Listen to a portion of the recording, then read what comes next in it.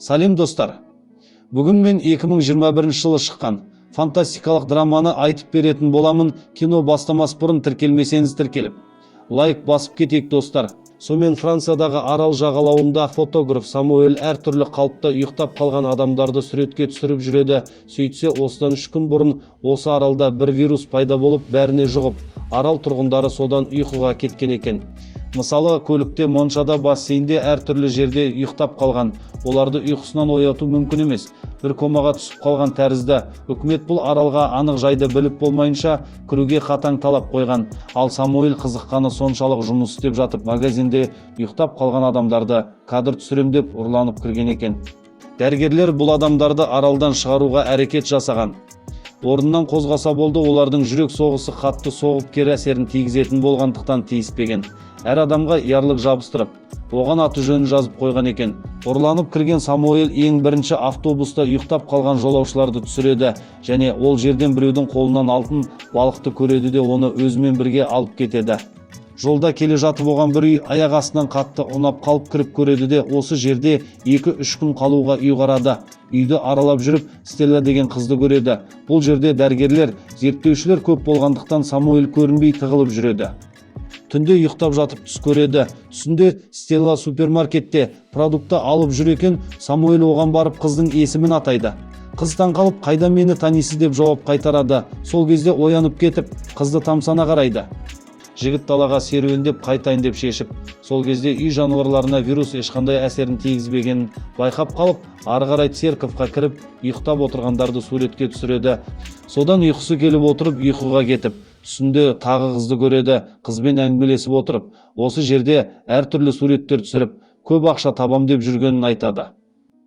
Оянып қайта үйге келіп, қыздың күнделігін тауып қызығушылықпен оқиды. Содан әр ұйықтаған сайын қызды түсіне көреді.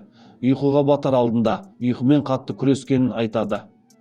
Ойып жүрген кезде дәрігерлер қыздың көзінше ұйықтап жатқан адамдарды бірге көріп зерттеген, және соңында шынайылық пен түсті ажырата алмай аяғында өзі де шаршап ұйқыға кеткен екен. Өл далада шарға толы көлікті көріп, соны суретке түсіруге бой салады. Сол кезде дәрігерлерді көріп қалып қашып, ұсталып қалсам көп штраф салады деп қызбен қоштасып, аралдан шығуға жол жүреді. Бірақ ішкі жан дүниесі қал деп тұрады.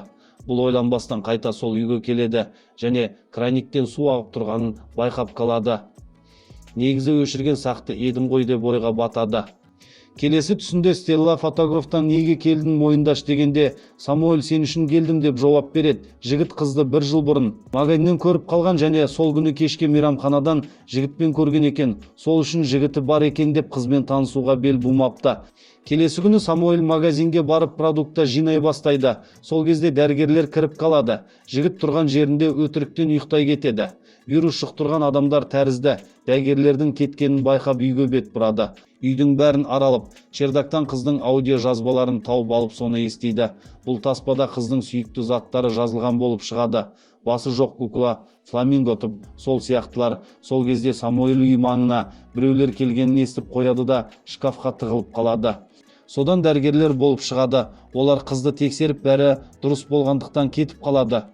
Жігіт қолынан түк келмегендіктен тағы да үйіне қайтуға жол жүреді.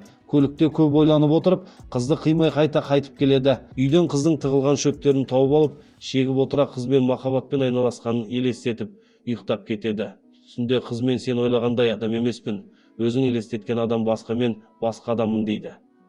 Самуэль жоқ, мен сені оятуға тырысып жүрмін десе де, қыз оған дөрекі сөйлеп, аралдан кеткеніңді қалаймын деп жоқ болып кетеді. Ояна салысымен жігіт қыздың айтқанына көніп аралдан шығамын деп кетеді. Сол кезде бұл өң жағымсыз сезініп, қатты шөлдеп, көрші үйге кіріп қанша су ішсе де шөлі қанбайды. Бұл өзінің әлсірегенін байқап, айналасы қысып жатқан тәрізді сезініп, қыздың үйіне әрең жетіп ұйықтап кетеді. Бірақ таңертең ұйқысынан тұрады. Жігіт бұл енді уақытша ояндым деп қызға хат жазып кетеді де комаға түсіп қалады. Сол кезде бөтен тіс жуғышты байқап, үйден жігітті байқап оны оятуға тырысады, ашумен ұрады.